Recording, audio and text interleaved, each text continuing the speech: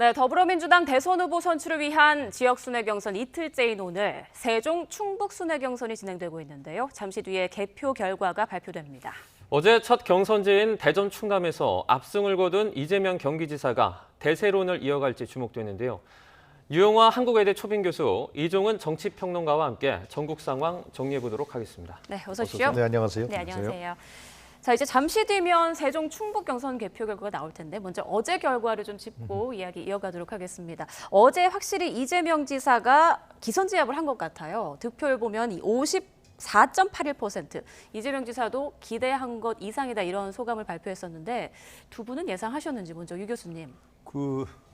과반을 넘기기는 좀 어렵지 않겠냐는 게 일반적인 예상이었던 것 같고요. 그래서 네. 제가 오늘 양쪽 캠프에 좀 얘기를 해보니까 이재명 지사 측에서도 자기네들 한 47%, 8% 정도 예상을 했다는 거죠.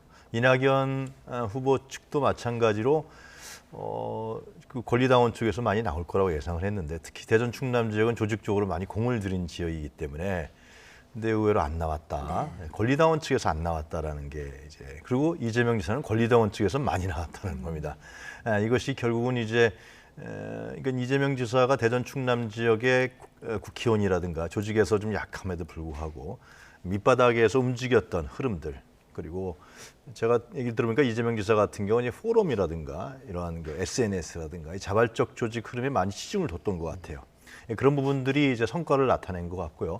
반면에 이제 이낙연 지사의 어떤 이런 국회의원 중심의 조직들 이런 부분들이 아무래도 권리당원들의 마음을 돌리는 데는 좀 어려웠던 것 같다라는 생각이 듭니다. 그래서 이런 부분들이 이제 차이가 상당히 시대가 바뀌는 그런 느낌이 들고 물론 앞으로도 봐야겠습니다만은 네. 그런데 하나만 더 말씀드리면은 이재명 지사가 이제 권리당원에서 상당한 50% 이상의 마음을 얻은 거 아니겠습니까? 네. 그래서 이것이 보면은 이제 지금 민주당의 후보들이 아주 경력이 화려합니다. 그렇지 않습니까? 국회의원 몇 선, 다선, 또 총리, 당대표, 장관 그런 분들을 제끼고 이재명 지방자치단체장을 한 사람이 이러한 과반 이상의 득표를 했다라는 것은 특히 권리당원에서 이것은 상당히 이 현재의 어떤 여론 지형이라든가 대권구도 지형이 상당히 다른 것이다. 이거는 뭐 기존의 중앙 정치에 대한 불신, 권위에 대한 불신 이런 부분도 들어가는 거고요. 또 이 지사가 계속 강조했던 지방자치단체장으로서 실행했던 그러니까 국민의 생활 문제를 해결하려고 했던 부분들의 성과를 나타낸 부분들 이런 부분들이 이제 이것이 드러난 것이 아니냐. 그래서 저는 이런 부분들이 향후 대선에 있어서 본선이든 구도에 있어서 상당히 영향을 미치는 중요한 변수로 작용하지 않을까 그런 생각이 듭니다. 네, 평론가님도 어제 결과에 대해서 한마디 해주시죠. 예상 밖 압승이죠. 예. 그러니까 물론 이제 격차는 좀 날 거다라고 이제 누구나 다 이렇게 관측을 하긴 했습니다만 그럼에도 불구하고 이렇게 더블 스코어로 차이가 날 거다라고는 누구도 아마 예상을 못했을 겁니다. 아마 조금 전에 말씀하셨듯이 이 지사 측에서조차도 아마 깜짝 놀란 그런 결과가 아닐까 싶은데요. 제가 보기에는 역시 그 권리당원들이 그러니까 뭐 어떤 이념 정체성 그에 더해서 추진력 이 부분을 좀 높이 산 게 아닌가 그렇게 생각을 하고 이낙연 그 후보 측에서는 뭐 최근 들어서 계속 그 네거티브 공세를 좀 펼치지 않았습니까? 오히려 이게 좀 그 역효과를 좀 낸 게 아닌가. 그러니까 플러스 효과를 내기는커녕 오히려 더 부정적 효과를 낳음으로 해서 이렇게까지 격차가 벌어질 일은 아니었는데 오히려 더 격차가 지금 벌어진 그런 결과로 귀결되지 않았나 이렇게 생각을 합니다. 네. 또 평론가께서 저기 네거티브 공세를 언급해 주셨는데요. 네. 요거랑 관련해서 말씀을 드려보자면 이 지사의 무료 변론 의혹을 계속해서 제기하고 있지 않습니까? 정작 표심에는 큰 영향을 좀 미치지 않은 것 같아요. 네, 그렇습니다. 네, 오늘 이제 발표할 세종과 또 충북 지역에서도 어제와 마찬가지로 좀 압승할 것으로 보시는지. 예. 그러니까 충청권의 표심이 대충 보면 이제 그 여야 간에도 늘 반반 이렇게 표심을 좀 이렇게 주는 그런 경향성이 있고요. 네. 그리고 캐스팅 보팅을 많이 하는 그런 지역 아니겠습니까? 그래서 그쪽 유권자들이 굉장히 민감한 투표를 좀 하는 것 같아요. 그런데 흐름이 한번 이렇게 결정이 되고 나면 대략 그런 흐름, 그런 기조를 좀 유지하는 그런 경향성도 없잖아 좀 있는 것 같고 그래서 뭐 어제하고 오늘하고 결과가 확연히 다를 것이다 이렇게 보기는 좀 어려울 것 같습니다. 그래서 뭐 비슷한 기조 하에서 충청권 전체적으로는 그런 그 결과가 나오지 않을까 이렇게 좀 예상을 합니다. 네. 자, 민주당 세종 충북 합동연설회에서 오늘 이재명 경기지사와 이낙연 전 대표가 정견 발표를 했는데요. 어떤 내용의 언급이 있었는지 잠시 듣고 이야기 이어가겠습니다. 청렴하고 유능하고 약속은 꼭 지키고 개혁 의지 충만한 이재명, 진보와 보수, 좌와 우 가리지 않는 실용주의자 이재명, 기득권의 반격을 감수하는 용기, 저항을 뚫고 실천하는 강력한 추진력을 가진 저 이재명만이 할 수 있습니다. 모든 진영에서 가장 큰 경쟁력 가진 후보, 압도적 경쟁력 가진 후보 바로 이재명입니다. 저 이재명만이 유일한 필승 카드입니다. 많은 사람들은 윤석열 씨가 대선 후보가 되지 못할 것으로 생각합니다. 그는 불안한 후보이기 때문입니다. 안전한 후보가 최선의 본선 경쟁력입니다. 저는 안전한 후보입니다. 이쪽 저쪽 오도 가도 못하는 국민을 많이 모시고 와야 합니다. 그 확장성이 저에게 있습니다. 확장성을 가진 안전한 후보래야 완전한 승리를 이룰 수 있습니다. 경선 후보 가운데 저를 비난하기 위해 문재인 정부의 성취까지를 폄하하는 분도 계십니다. 그런 일 하지 마시기 바랍니다. 우리는 문재인 정부의 성취를 인정해야 합니다. 네, 오늘 진행된 두 후보의 발언들 보고 오셨는데요. 일단 이재명 후보는 좀 경쟁력, 나는 경쟁력이 있는 후보다 이런 말을 했고요. 이낙연 후보 같은 경우에는 자신은 상대적으로 안정적이다. 또 이런 발언을 했습니다. 교수님 어떻게 보셨습니까? 이제 이낙연 후보도 물론 이제 경쟁력이라 했어요. 안정감이 있으니까요. 근데 결국 이제 오늘도 이제 권리당원들이 이제 충북 지역의 권리당원들, 그리고 세종 지역의 권리당원들 약 한 2만 5천 정도요. 투표율은 좀 한 50% 되겠죠. 어제와 네. 비교했을 때. 그 사람들이 어떤 선택을 하느냐. 결국은 본선 경쟁력에 대한 선택을 할 겁니다. 이건 내부 경선이기 때문에 누가 나가서 싸울 때 이길 수 있느냐라는 겁니다. 근데 이제 오늘은 조금 양상이 다를 거라고 이제 이낙연 후보 측에서 좀 예측하는 것 같아요. 그거는 이제 충북 지역에 그동안에 이낙연 후보가 많은 공을 들였다. 그리고 거기에 있는 국회의원들이 상당 다수가 이낙연 후보를 지지하고 있고 뛰고 있다. 이런 측면들. 그런데도 권리당원들이 어떻게 될지는 좀 봐야 될 것 같다. 어제 네. 그런 경향성이 나타났으니까요. 그래서 어제보다는 좀 이낙연 후보가 반등할 가능성이 하여튼 조직 부분에 있었어요. 근데 이제 과연 이제 그런 권리당원들이 이미 투표를 했으니까요. 권리당원들이 어떠한 결과를 나타낼지 두고 봐야 될 것 같은데요. 하여튼 민주당 후보 경선이 이제 다음 주도 돼 있지 않습니까? 다음 네. 주가 슈퍼위크니까요. 네. 그때는 70만의 선거인단이 합니다. 가장 중요한 거죠. 근데 이제 어제 오늘 했던 충청도의 표심이 권리당원들의 표심이 영향을 준다라는 거에서 우리가 상당히 주목을 하고 있을 수밖에 없습니다.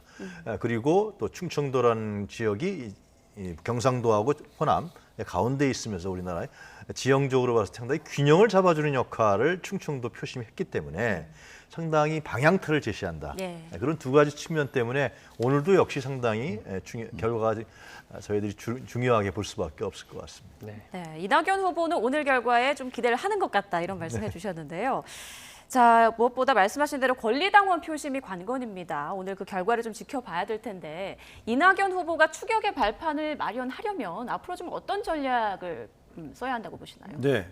그러니까 네거티브 전략으로 일관하는 것은 좀 예. 지양해야 한다. 이렇게 좀 생각을 해요. 그거보다는 오히려 이재명 지사가 지금 내놓은 대표 공약, 기본소득을 압도할 수 있는 어떤 정책 이슈 그런 거를 좀 던지는 게 좀 필요하다. 그것도 포지티브적인. 내가 좀 하겠다, 적극적으로 해서 국민들의 어떤 생활, 또 경제 발전 이런 쪽에 기여할 수 있는 그런 그 이슈를 좀 던질 필요가 있지 않나 이렇게 생각을 해요.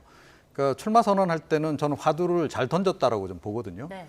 그러니까 이낙연 전 대표가 중산층 얘기를 했어요. 사실은 중산층이 지금 붕괴한 상태이기 때문에 어떤 형태로든 복원을 해야 됩니다. 그래서 미국 대선에서도 그게 이슈가 되지 않았습니까? 그래서 바이든 대통령 같은 경우에 중산층 재건을 이제 공약으로 내걸고 대통령에 당선되기도 했는데 그런데 그 이슈조차도 좋은 이슈를 던지고도 지금 제대로 만들어가지를 못하는 것 같아요. 내용 면에서. 이거를 사실은 잘 만들어가면 제가 보기에는 기본소득 이슈를 압도할 수도 있다라고 저는 보는데 오히려 그런 쪽에 더 신경을 지금 써야 하는 그런 상황이 아닌가 이렇게 생각합니다. 네. 이제 이 전 대표 입장에서는 오늘 같은 경우에 격차를 줄이는 게 이제 급선무지 않겠습니까? 90%의 비중을 차지하는 이 권리당원들의 표심을 좀 가져와야 하는 그런 지금 과제를 안고 있는데요. 추격의 발판을 좀 마련할 수 있을 거라고 보십니까? 어제 오늘 게 굉장히 중요한 거죠. 아까 말씀드린 것 같이 다음 주에 슈퍼위크 약 64만 정도 됩니다. 선거인단이 거기에 영향을 미칠 것이고 그 표심을 우리가 애들로서 짐작할 수 있다는 측면이 있고 그 다음에는 이제 호남입니다. 그러니까 9월 12일 날 일요일 날 이제 선거인단 슈퍼위크 투표 결과가 그 다음에는 이제 9월 20일인가요? 호남은 권리당원 20만 명이 있고요. 또 2차 선거인단이 있습니다. 그러니까 1차 선거인단 이번 주에 하는 분들은 1차 첫 번째로 선거인단 신청을 한 분들이란 말이죠.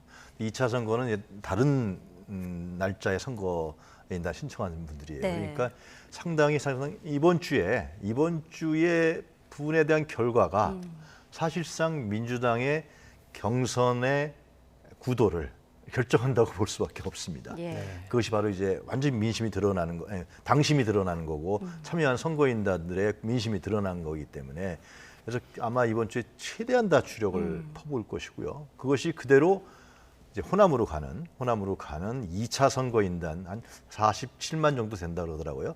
그분들의 표심에 영향을 미치고 또 좌우할 것이기 때문에 저는 아마 하여튼 오늘 결과가 이제 어떻게 나올지 모르겠습니다만은 그러나 또 이제 이번 오늘 결과에서 1위를 안 한 후보라 할지라도 일주일에 총력을 집중해서 하여튼 간에 일요일 날에 양호한 결과를 반등의 결과를 올리려고 하는 그런 생각이 들 겁니다. 이낙연 후보 같은 경우는 오늘 좀 반등을 하게 된다면은 뒤집을 수 있는 그런 역전의 발판을 마련하는 것이죠. 그래서 선거인단이라는 호남에서 뒤집겠다라는 건데 오늘에 만약에 어제와 같은 결과가 나온다. 그러면 상당히 아무래도 다른 전략을 펼 수밖에 없는 아무래도 좀 기운이 좀 빠지는 그럴 수밖에 없는 느낌이 듭니다. 네, 이제 잠시 뒤에 충청의 종합적인 표심이 나올 텐데 관건이네요. 이제 이낙연 후보가 격차를 줄일지 아니면 계속 그 격차를 유지하면서 갈지 이따 좀 지켜봐야겠습니다. 다른 후보들 순위를 또 보면요. 정세균 후보가 전체 수미 3위 그리고 득표율 10%를 목표했습니다만 자, 절반의 성공만 거뒀습니다. 득표율 보니까 7.84%, 추미애 후보가 바짝 뒤쫓고 있더라고요. 네. 그러니까 의외로 이 정세균 후보가 좀 무기력하다. 이런 평가를 좀 내려야 할 것 같아요. 왜냐하면 사실은 당내에 그래도 조직 기반이 있는 편이거든요. 다른 후보들하고 비교했을 때. 그러니까 사실은 뭐 이재명 후보라든가 이낙연 후보 대비해서도 정세균 후보 같은 경우에는 어떤 고정적인 어떤 당내 조직 기반을 좀 확보하고 있는 그런 후보에 해당하거든요. 그래서 사실은 이번에 그 순회 경선에 들어가게 되면 의외로 정세균 후보가 조금 그 힘을 받을지 모른다 이런 관측이 있었어요. 그런데 어제 결과를 보니까 전혀 그렇지 않았다는 거죠. 그래서 이게 다른 지역에서 그렇다고 해서 과연 뒤집을 수 있겠는가? 물론 이제 호남 지역으로 가면 조금 달라질 수 있을지는 모르겠으나 이게 지금 큰 틀에서 지금 변하기가 좀 어려운 그런 상황이 아닌가. 전체적으로 보면 좀 어떤 바람의 기류가 대략 좀 형성된 상황이 아닌가. 그리고 특히 그 민주당 지지층은 아시겠지만 뭐 과거의 그 노풍을 기억하시는 분들 이제 다 아시겠지만 어느 한쪽으로 일단 방향성이 잡히면 대략 그쪽으로 이렇게 굳건하게 좀 이렇게 흘러가는 그런 그 경향성을 보이거든요. 네. 그런 점에서 그렇게 좀 생각을 합니다. 네, 이제 더불어민주당 세종 충북 지역 경선 투표 결과가 발표되는 현장으로 바로 가보겠습니다. 예, 오래 기다리셨습니다. 개표 종료를 선언합니다.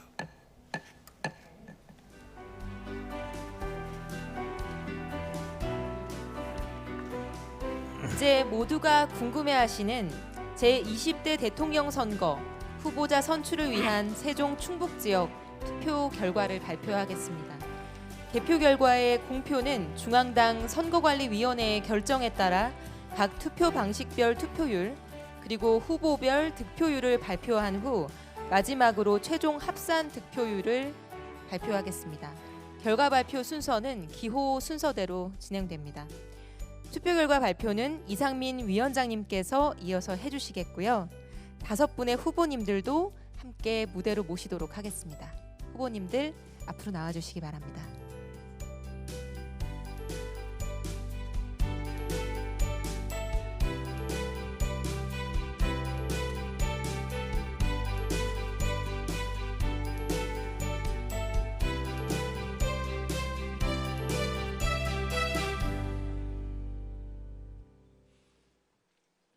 이제 개표 결과를 이성만 선거관리위원께서 이상민 중앙당 선거관리위원장님께 전달하겠습니다.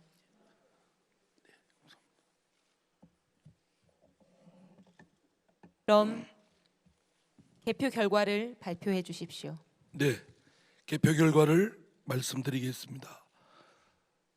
더불어민주당 제20대 대통령 선거 후보자 선출을 위한 본경선 투표 결과 발표문입니다. 세종 충북 지역 투표 결과와 지금까지 최종 집계 누적 결과를 말씀드리겠습니다. 안녕하십니까. 더불어민주당 중앙당 선거관리위원장 이상민입니다. 이 시간까지 기다려주신 국민 여러분, 당원 동지 여러분, 또 후보자, 언론인 여러분들께 깊이 감사를 드립니다. 오늘 발표는 지난 9월 1일 수요일부터 9월 5일 오늘까지 진행된 대전 충북 지역의 본경선 투표 결과입니다. 투표는 세종 충북 지역 선거인단 여러분들께서 1인 1표로 투표에 참여하셨습니다. 투표 결과 발표는 먼저 세종 충북 지역의 전체 선거인단 수, 투표자 수, 투표율을 발표하겠습니다. 그리고 전국대의원, 권리당원, 국민 일반당원 선거인단 중 유선전화 신청 선거인별로 각 후보자의 득표수와 득표율을 기호순으로 발표하고 최종 집계 결과를 발표하겠습니다. 또한 앞서 투표가 완료된 지역까지 포함된 누적 선거인단 수, 그리고 누적 투표자 수, 누적 투표율과 최종 집계 누적 결과를 추가로 발표하겠습니다. 그럼 지금부터 그 결과를 말씀드리겠습니다. 세종 충북 지역의 전체 선거인단 수 23,803명, 투표자 수 12,899명, 투표율은 54.19%입니다. 전국대의원 투표 결과를 말씀드리겠습니다.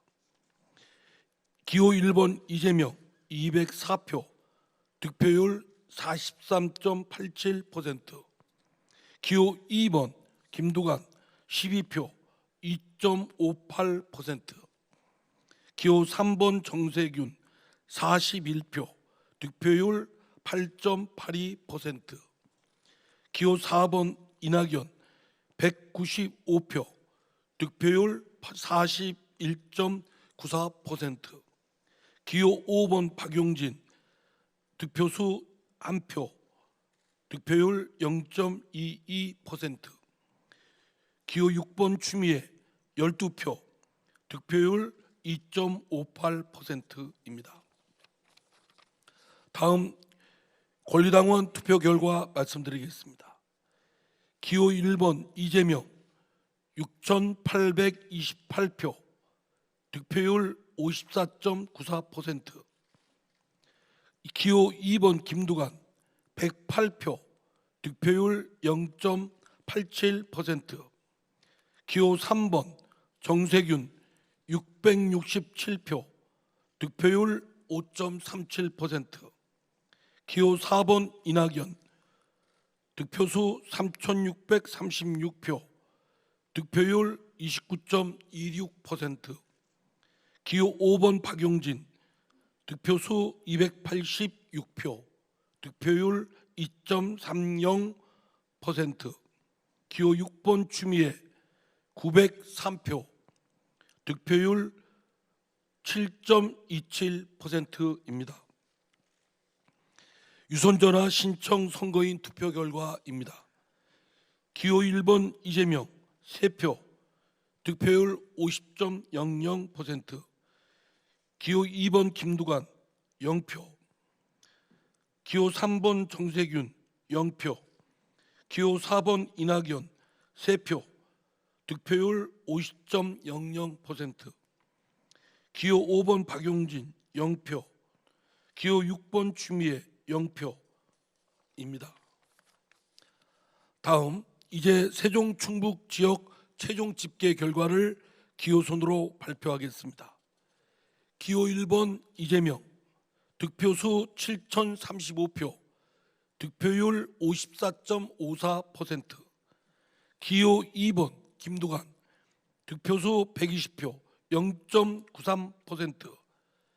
기호 3번 정세균, 득표수 708표, 득표율 5.49%. 기호 4번 이낙연, 득표수 3,834표, 득표율 29.72%. 기호 5번 박용진, 득표수 287표, 득표율 2.22%. 기호 6번 추미애, 득표수 915표, 득표율 7.09%입니다. 그러면 지금부터는 오늘까지 투표가 완료된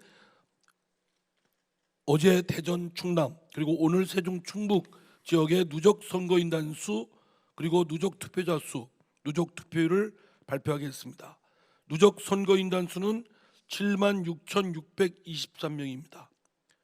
누적 투표자 수는 38,463명입니다. 누적 투표율은 50.20입니다. 그러면 마지막으로 최종 집계 누적 결과를 기호순으로 발표하겠습니다. 기호 1번 이재명 21,047표, 득표율 54.72%.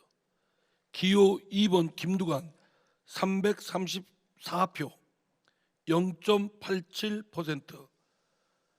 기호 3번 정세균 2,711표, 득표율 7.05%.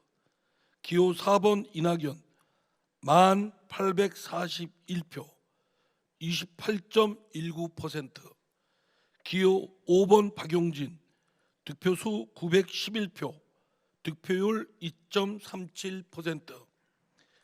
기호 6번 추미애 2619표, 득표율 6.81입니다. 예, 이상으로 모든 발표를 마치겠습니다. 투표에 참여해 주신 국민 여러분, 당원 동지 여러분 감사드립니다. 감사합니다. 이상으로 투표 결과 발표를 마치겠습니다. 수고해 주신 이상민 중앙당 선거관리위원장님 감사합니다.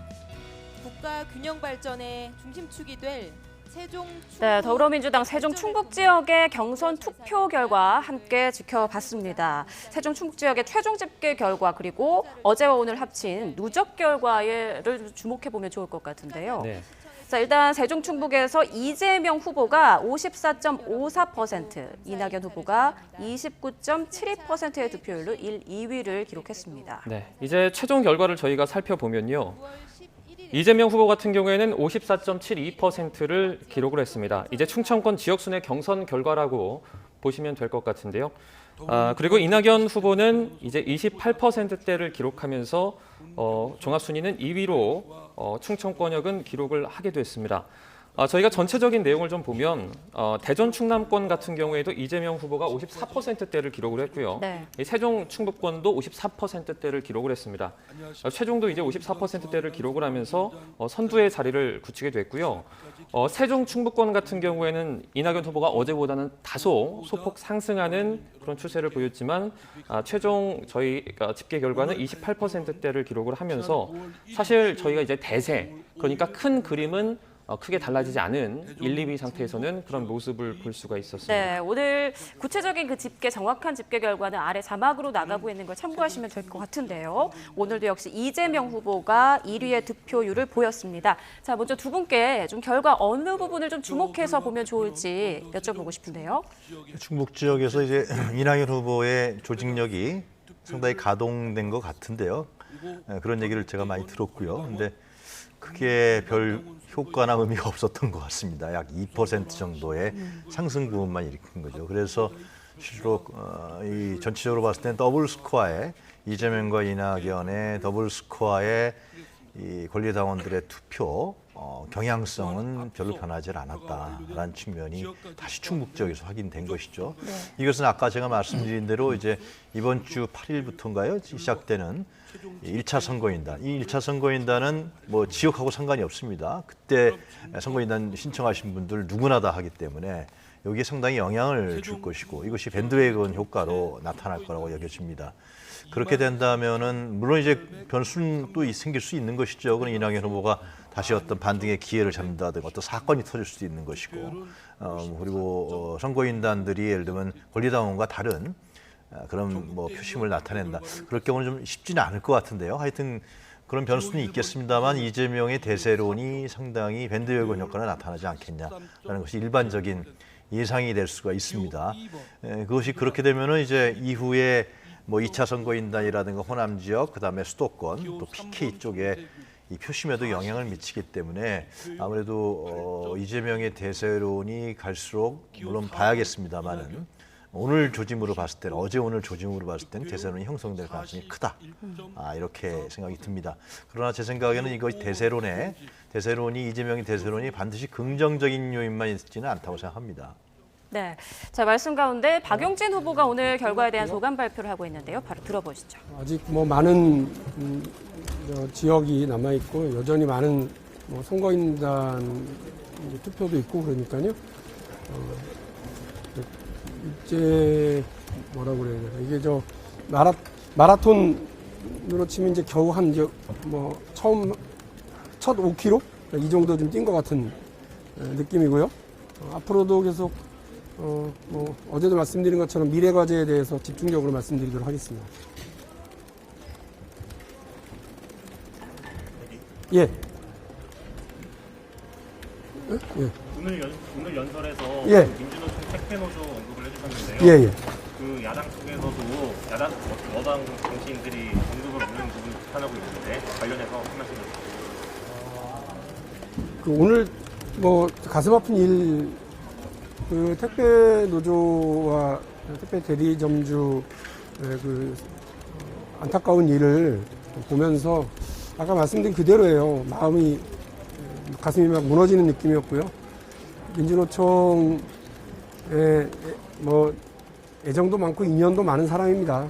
근데 어쩌다 이렇게 됐나 하는 생각이 자꾸 들어서 오늘 일부러 그 관련된 얘기를 드린 거고요. 실제로 대통령이 돼서 우리 사회 여러 분야를 개혁해 나가려면 노동개혁과 다 부딪혀요. 노동개혁 문제를 다 이제 건너야 되는 강입니다.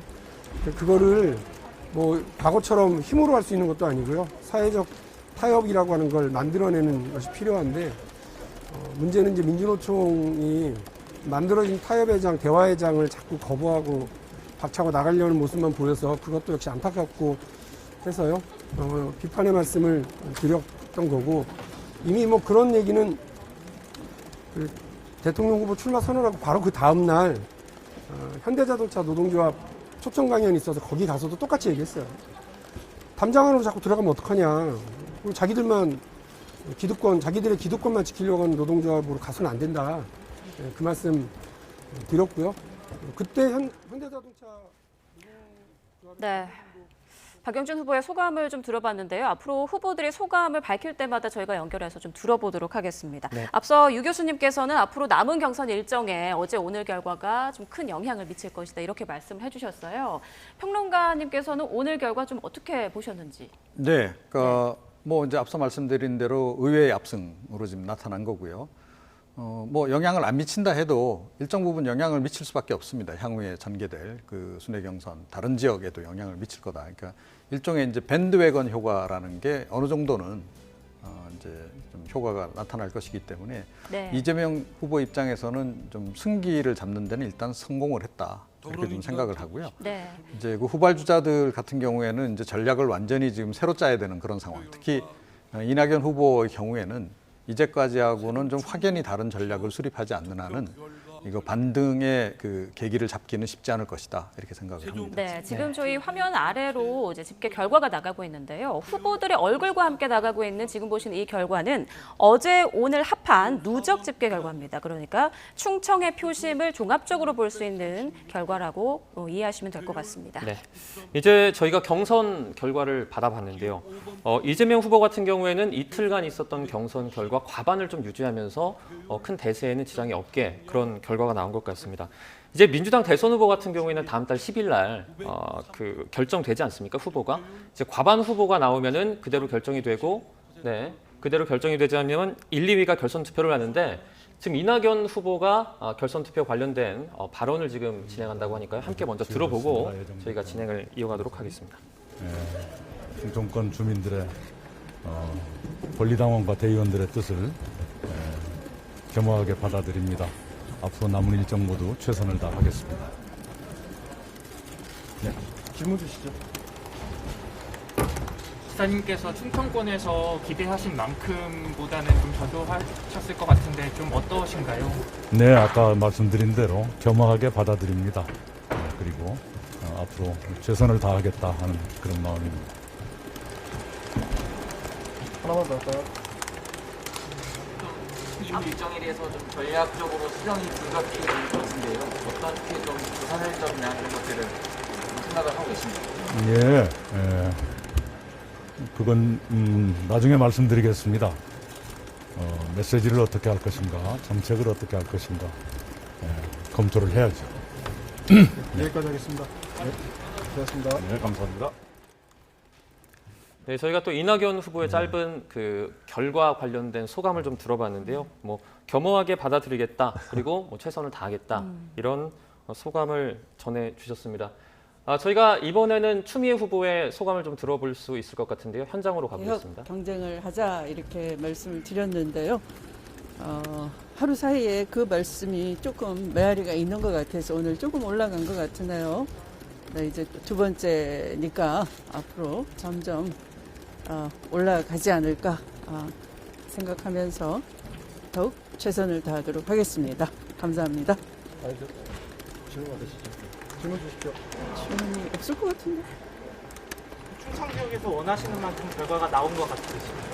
오늘이랑 어제랑?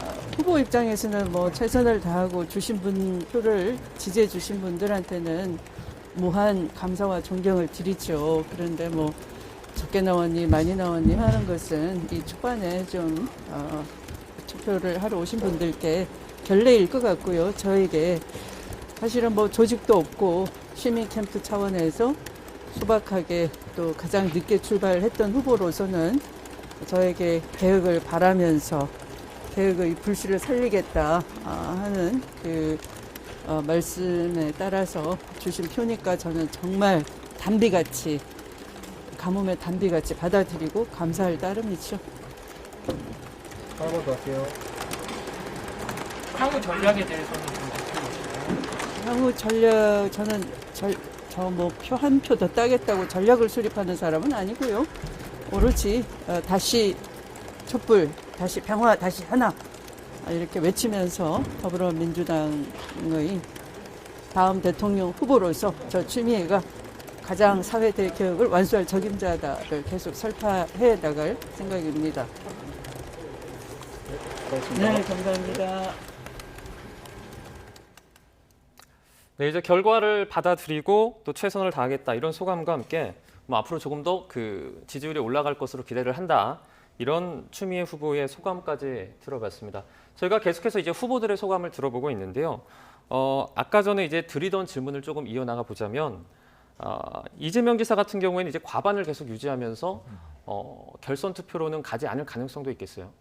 이게 지금 이제 앞으로의 포인트는 모든 여론조사뿐만이 아니라 이제 무슨 뭐 진보 진영 여론조사도 나올 테고요. 네. 그리고 이제 향후에 12일 날에 슈퍼위크의 결과도 나올 테고 그 위에 쭉 나올 텐데 이재명 지사가 50%를 넘느냐 안 넘느냐가 가장 중요한 포인트가 될 겁니다. 네. 상당한 대세의 기운을 잡았기 때문에 왜냐하면 지금 말씀하신 대로 그렇게 되면 이제 결선 투표를 가느냐 안 가느냐 차이가 있기 때문에 예. 그 점에 아마 이 지사도 최대한 추적을 할 테고 다른 후보들도 특히 이낙연 후보 같은 경우는 이 지사가 50%가 안 넘게 하는 전략. 하여튼 뭐 선거니까요. 거기에 줄여가면서 결선 투표로 가려고 하는. 그리고 이제 지금 이제 제대로 크게 기대보다 안 나온 후보들 문제 있지 않습니까? 그래서 이제 단일화 얘기가 나올 것 같은데요. 상당히 제 생각에는. 근데 이제 그런 부분들이 어떻게 진행될 건가라는 것도 상당히 관심이 될 것 같은데 추미애 후보 같은 경우는 제가 보기엔 얼굴 표정이 나쁘지가 않아요. 네, 그거는 그러네요. 충북에서 3위로 올라갔잖아요. 네네. 그리고 이제 실제로 추미애 후보 같은 경우는 이재명 지사하고 지지층이 중첩됩니다. 그러면서 이 지사한테 간 측면도 있을 거예요, 실제로. 선거인단 선거에서 아마 추미애 후보는 이제 기대를 하고 있는 것 같은데, 그러면 이제 3위를 정세균 후보냐, 지금 3위가 정세균 후보지만 추미애 후보냐, 이것도 민주당 경선에서의 관전 포인트가 될 것 같습니다. 네, 지금 화면으로 보시면 누적 집계 결과입니다. 지금 3위가 정세균 후보 7.05%, 그리고 추미애 후보는 6.81%로 아주 박빙이에요. 예, 그렇습니다. 그러니까 예. 이것도 사실은 조금 예상 밖이죠. 그러니까 뭐 조금 전에도 말씀드렸다시피 정세균 후보 같은 경우에는 이미 이제 당내 SK계가 좀 있기 때문에 당 조직 기반이 상대적으로 좀 있는 편이라고 이제 봐야 되는 거고, 추미애 후보 같은 경우는 상대적으로 좀 약한 네. 상황인데. 말씀 중에 지금 이재명 후보가 소감 발표하는데 잠시 듣고 이야기 이어가죠. 질문하시면 답을 하도록 하겠습니다. 오늘 총선권에서 과반 넘으셨는데 네. 소회는 어떠신지 하고요. 또 그렇게 지지해준 요인은 어디 있다고 보시는지. 네. 어제 이제 대전, 충남에 이어서 오늘 세종, 충북까지 이제 과반을 넘는 지지를 보내주셔서 일단 저희 입장에서는 예상치보다 높은 지지율이어서 감사하다는 말씀 먼저 드립니다.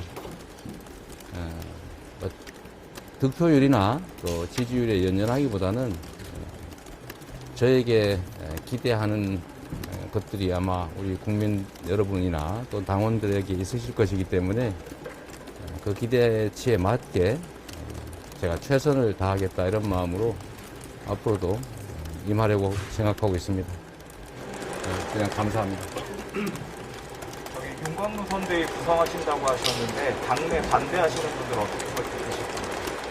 아직 경선이 아직 안 끝났고 실제로 전체 아마 선거인단 중에서 극히 일부에 불과하기 때문에 이게 마치 어떤 결과를 보여주는 것처럼 생각하는 것은 좀 지나칠 것 같습니다. 아직도 저희가 이제 가정적인 말씀을 드리는 것이지 목표를 말씀드리는 것이지 현실적으로 아직 뭐 승패 결정도 나지 않았고 이건 극히 일부의 선거 결과에 불과하기 때문에 섣불리 최종 결과를 말씀드리기는 좀 어렵고 특히 그렇기 때문에 저희가 어떤 결과를 얻었을 때를 가정해서 말씀을 드리는 것은 뭐 조금 적절치 않다는 생각이 듭니다. 양해 부탁드립니다. 하나만 더 할게요. 사실 없는 것 같습니다. 1차 선거인단 이제 투표가 시작이 되잖아요. 네. 그런데 특히 온라인 이런 쪽에 많이 포커스가 맞춰질 것 같은데 이 점은 좀 어떻게 준비를 하신지 나옵니다. 지금 선거인단에 아마 1차에 신청하신 분들이 70만, 60만, 70만 정도 되는 것 같습니다.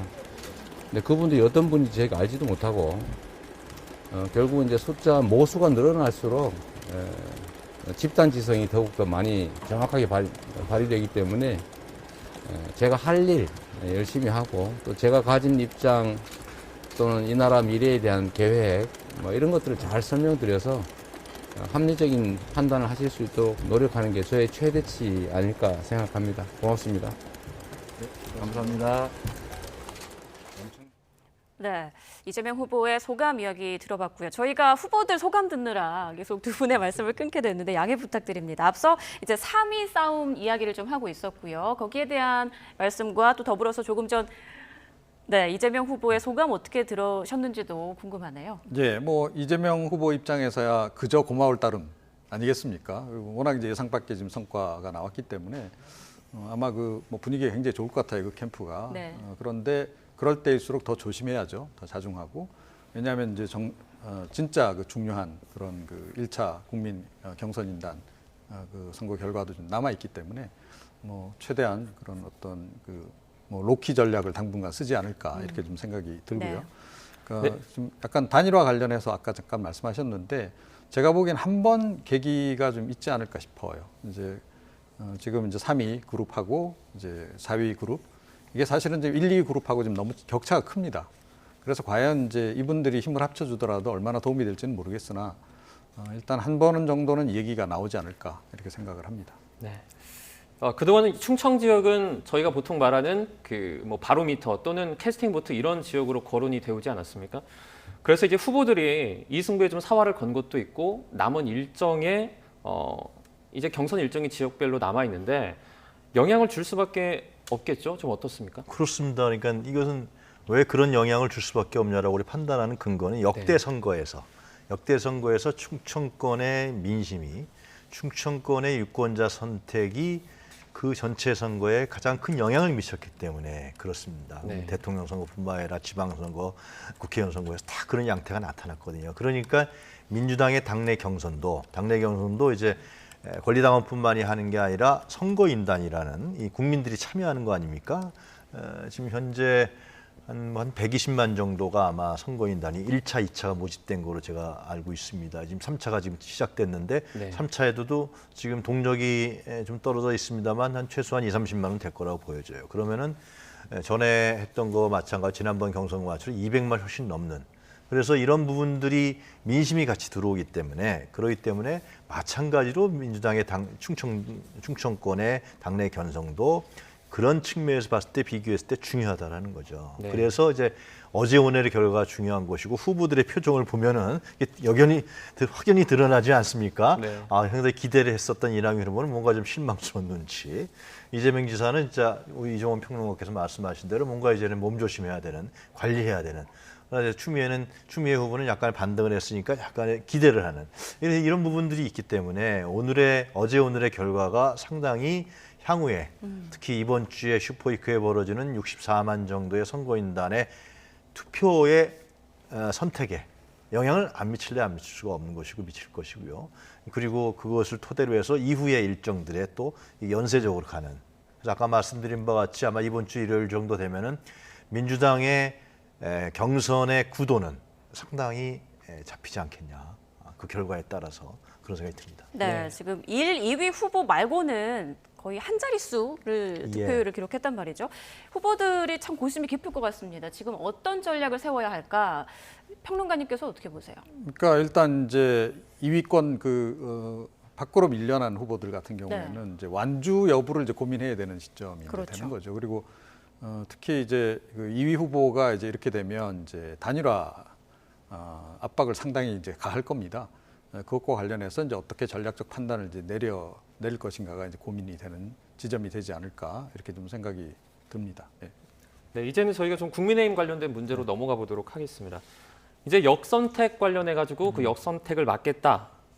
이 문제로 계속 지금 충돌이 이어나가고 있는데 일각에서는 이제 뭐 정홍원 선관위원장이 뭐 윤석열 편들기를 하는 건 아니냐 이런 사실 주장도 좀 있었어요. 오늘 뭐 내용도 조금 있었고 어떻게 보십니까? 이게 역선택 문제를 우리가 그 관점을 정확히 봐야 되는 게 뭐냐면요. 이것이 어떤 경선에 있어서의 균형성이라든가 공정성 이런 문제보다도 후보 간의 이해관계 유불리에 따라서 이 문제가 터져 나왔다는데 저는 주목해서 봐야 된다고 생각합니다. 지금 역선택을 찬성하는 사람은 윤석열 후보 중심이죠. 그리고 황교안 후보 정도. 나머지 후보들은 역선택을 반대하고 있습니다. 네. 그러니까 이것이 역선택을 함으로 인해서 국민의힘의 정당 경선에 도움을 주느냐 안 주느냐 이러한 판단이 아니라 윤석열 후보라는 사람이 유리하냐 불리하냐 그리고 다른 후보들이 유리하냐 불리하냐 이 싸움이 돼버린 거죠. 그래서 상당히 국민들 입장에 봤을 때는 좋지 않은 싸움인 것이죠. 그래서 내부에서도 이걸 빨리 정리해야 된다 그런 얘기가 나오는 것 같은데요. 그러니까 뭐 여론조사 전문가들도 얘기했지만 역선택이라는 것은 여론조사의 착시 현상이 가능성이 크다라는 거죠. 그러니까 실제로 여론조사 할 때 그 수많은 사람들을 무작위로 돌리는데 내가 그럼 누굴 찍겠다는 걸 하루 종일 기다려도 안 되는 것이고요. 이게 상당히 미미한 것이죠. 다른 결과를 해서 이제 민주당 성향을 갖고 있는 사람들이 다른 후보를 지지하고 있다라는 것은 이건 국민 여론의 반영으로 봐야 되는 것이지. 이거 역선택은 의도적으로 하는 거예요. 그 후보를 윤석열 후보를 떨어뜨리기 위해서 의도적으로 하는 건데 지금 여론조사에서 그렇게 합니까? 아니잖아요. 제가 봤을 때 그런 여론조사의 어떤 그 전문성을 도입해 봤을 때도 좀 그렇고 그 다음에 이제 그 역선택이라는 부분들이 뭐 국민의힘의 어떤 정당 가치라든가 이념 방향을 어떤 향상시키기 위해서 발전시키기 위해서 한 부분이 아니라 후보 간의 유보를 위해서 특히 윤석열 후보라는 사람 중심으로 이게 벌어졌기 때문에 별로 도움이 안 되고 라는 생각이 듭니다. 그리고 마지막으로 한마디 드리면은 이제 5대5 아니에요. 그쪽은 이제 저 국민의힘은요. 그전엔 100%, 70% 국민 여론조사가 이렇게 들어가는 것인데 그 이유는 뭐냐면 결국 국민의힘이 국민들의 참여를 높이기 위한 하나의 방안이었거든요. 네. 그것이 그렇죠. 정당이 자꾸만 위상이 떨어지니까. 근데 스스로 국민의 참여를 국민의 참여의 그 비율을 줄이겠다라는 거고 국민의 참여의 관심도를 줄이겠다라는 거예요. 저는 이런 부분들이 과연 국민의힘의 전체적인 정당의 발전이라든가 향후의 대선 본선에 그 긍정적인 영향을 미치지는 않을 것이다. 그렇게 생각합니다. 네, 평론가님께서는 이 역선택 방지 조항과 관련한 논란에 대해서 어떻게 생각하세요? 자칫 잘못하면 이게 소탐대실이 될 수 있습니다. 그러니까 이제 역선택 방지하겠다고 이제 진보 지지층들 제외시키고 이제 부동층 그러니까 중도층까지 제외시키겠다. 뭐 이런 이제 얘기가 나오는데 중도층을 만약에 이 경선 과정에서 제외시켰다라고 전제해 보시죠. 그러면 본선 가서는 중도층 놓고 싸움이 되는데 그 중도층이 선뜻 국민의힘 지지할까요? 아마 서운해서라도 안 할 가능성이 높다. 그 점 하나 있고 그다음에 역선택을 하려고 그야말로 조직적으로 악의적으로 어떤 그룹이 움직이고 있다라고 전제한다면 거짓 증언해서라도 역선택하러 들어온다. 예를 들어서 진보 지지층인데 저 보수 지지층입니다. 여론조사 할 때 그 한마디면 되거든요. 네. 그렇게 들어와서 역선택을 했을 때 그걸 어떻게 막겠느냐. 그 방법이 없다라는 거. 네. 그리고 조금 전에도 이제 지금 민주당 국민 경선인단 한 200만 될 거라고 이제 얘기가 나왔는데요. 당원이 한 70만이고 이제 국민 경선인단 다 모아서 지금 200만 명 정도 됩니다. 전체 유권자가 4,400만 명이에요. 그중에 몇 퍼센트 내는 거죠. 특히 당원 기준으로 했을 때 당원 중에도 이제 그야말로 핵심들만 똘똘 뭉쳐서 역선택을 한다 그러면 아마 역선택을 하겠다고 조직적으로 들어올 가능성이 높은데 네. 그래봐야 제가 보기엔 한 1, 20만 전체 비율로 보더라도 그 사람들이 여론조사를 돌렸을 때 걸려들 가능성은 굉장히 희박하다. 자, 그래서 이건 자칫 잘못하면 굉장히 큰 거를 이룰 수도 있기 때문에 특히 중도층 이건 신중해야 한다 이렇게 생각합니다. 네, 이제 윤석열 전 검찰총장 고발 사주 의혹도 지금 큰 변수가 되고 있는데 지지율을 보면요. 윤석열 전 총장이 여전히 선두를 달리고 있지만 홍준표 후보 상승세가 좀 눈에 띄더라고요. 그 요인은 어떻게 보세요? 저는 홍준표 후보의 상승세는 홍준표 후보의 개인기가 좀 있다고 보여집니다. 그것은 홍준표 후보가 갖고 있는 특성인데요. 그러니까 최근에 사형제 폐지 발언 같은 걸 했잖아요. 그러니까 사형제 폐지 발언은 우리가 일반 상식으로 봤을 때, 그리고 합리적인 사고로 봤을 때는 저는 사형제를 폐지한다는 것은 잘 납득이 안 가잖아요. 근데 일반 대중조사의 한켠에는 이번에 그 살해 사건과 같이 저 사람은 진짜 살려놔야 돼? 이런 감정들이 갖고 있단 말이죠. 이런 걸 끄집어내는 홍준표의 어떤 스타일, 이런 부분들, 그러니까 대중에 있어서의 어떤 그런 불만적이고 감히 얘기하지 못하는 이런 부분들의 심리적 정서를 끄집어내서 자기가 얘기함으로 인해서 그걸 친밀도라든가 호감도를 끌어내는 그런 부분이 홍준표 후보의 특성이 있고 두 번째는 지금 이제 팬데믹 상황에서 상당히 코로나는 불안한데 강력한 국가 지도자라는 문제, 이 부분을 홍준표라는 인물에게 기대하는 이런 부분들이 실제로 홍준표라는 인물이 상승하게 되는, 그리고 이제 20, 30대 층에 대한 호감도, 이준석 대표하고의 어떤 그 결합도인데요. 그런 부분들이 홍준표라는 인물을 사실상 스스로 이게 올리게 하는 게 있는 거죠. 그런데 이제 말씀하셨다시피 윤석열 후보의 문제점들이 자꾸만 드러나고 이번에 이제 검찰의 고발 사주 사건이 드러나면서 대안으로서 플랜 B로서의 홍준표 후보로 옮겨갈 가능성이 상당히 지금 있다, 이렇게 볼 수 있습니다. 네, 국민의힘 상황 좀 짚어봤는데요. 이번에는 우리 취재기자 연결해서 국민의힘 내부 갈등에 대해서 좀 더 자세히 짚어보겠습니다. 대통령 후보 선거관리위원회가 이제 경선 여론조사에 역선택 방지 조항을 도입할지를 놓고 막판 고심을 거듭하고 있는데요. 이 갈등이 전면전으로 확산을 하면서 정홍원 선관위원장이 사의를 표명했다가 다시 반려하는 소동까지 벌어졌는데요. 예비 경선 시작부터 파행 분위기를 보이고 있습니다. 네, 자세한 내용 정치부 취재기자 연결해서 알아보겠습니다. 부장원 기자. 네, 정치부입니다. 네, 지금 쟁점이 바로 경선 룰이죠. 그중에서도 역선택 방지 조항 도입 여부인데요. 자, 오늘 최종 결론을 내기로 했는데 아직인가요? 네, 그렇습니다. 국민의힘 대통령 후보 선거관리위원회는 오늘 회의를 열고 역선택 방지 조항에 대한 최종 결론을 낼 방침입니다. 오늘 오후 4시쯤부터 회의를 시작했으니까 지금 3시간 가까이 경론을 이어가고 있는데 결과 아직 나오지 않았습니다. 지금 쟁점이 후보 선출을 위한 일반 국민 여론조사에 다른 정당 지지자를 제외하는 역선택 방지 조항을 도입할지 말지 여부인데요.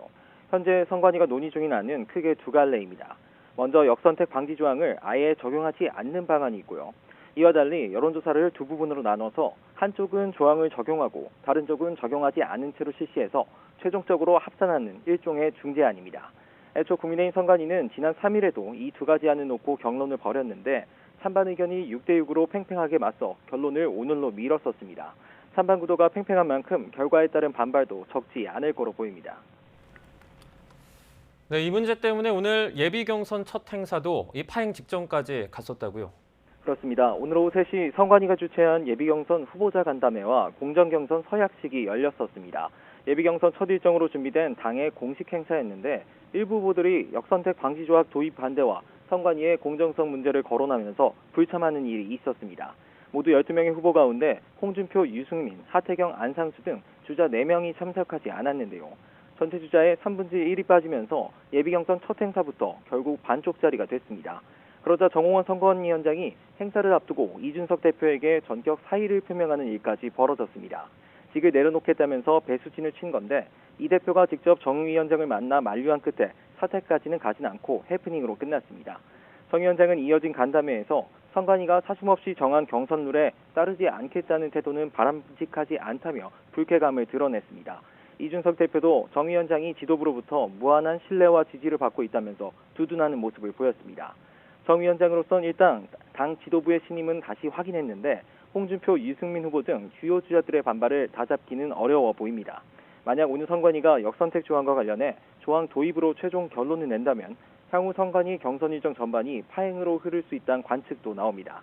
지금까지 정치부에서 YTN 부장원입니다. 네, 이렇게 지금까지 민주당 경선 결과와 이어서 또 국민의힘 내부 갈등 상황까지 짚어봤습니다. 지금까지 유용화 한국외대 초빙 교수, 이종훈 정치평론가 두 분과 함께했습니다. 고맙습니다. 고맙습니다.